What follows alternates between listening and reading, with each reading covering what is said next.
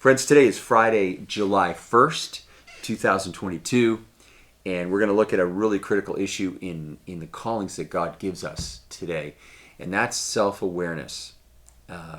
Self-awareness is key in many areas in life. So this is Exodus chapter 4, verse 10. Chapter 3 and 4, ongoing dialogue between God and Moses raises issues. How can I authenticate my call for others? And who am I going to say that you are? And God patiently deals with Moses. And then Moses raises another issue. He says this in verse 10. Moses said to the Lord, "O my Lord, I have never been eloquent, neither in the past nor now. You've spoken to your servant, but I am slow of speech and slow of tongue." So, there's been speculation about what that means. Did Moses have a stutter? Did he have a speech impediment? Was he just one of these guys who in a public debate situation was not effective because he had to think through very carefully what he was going to say, so the words just didn't come tumbling out? But this is an example of someone who is trying to answer the question for himself. Okay, there's a great calling here. It's a tremendous mission. It lines up with my passions because I want to see these people liberated.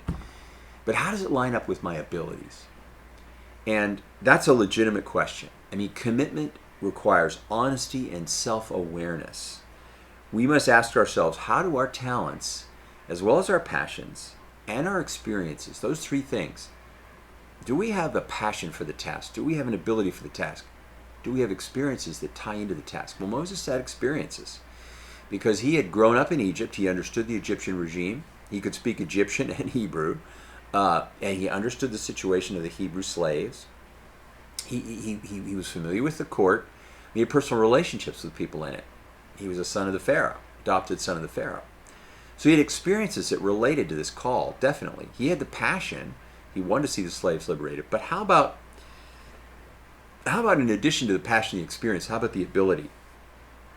And he knows confronting the Pharaoh is a communication situation. Communication is a premium asset in this moment of confrontation. And he's saying, look, this is a weak point for me. He's really asking, look, is it a disqualifying weakness? Because, we're going to have weaknesses. When we're called to great tasks and problems, we're not going to have, rarely are all of our gifts going to line up perfectly with that task. But that doesn't mean we shouldn't embrace it.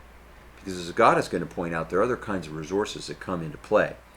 Let's take a moment to pray about our self-awareness. Lord, help us to be honest about our deficits, but also realistic about not only our passions and our experiences, but our talents. Reveal to us our talents so that in these moments of call we can see what you see in us. And sometimes we don't see what you see. You can see a depth in us and a possibility in us that we don't see. And we want to see those things. And we also want to have the courage to live into your calling sometimes when we're not as confident as you are in us. That is a stretch in our trust and our faith. And help us to do that in your own Son's name. Amen.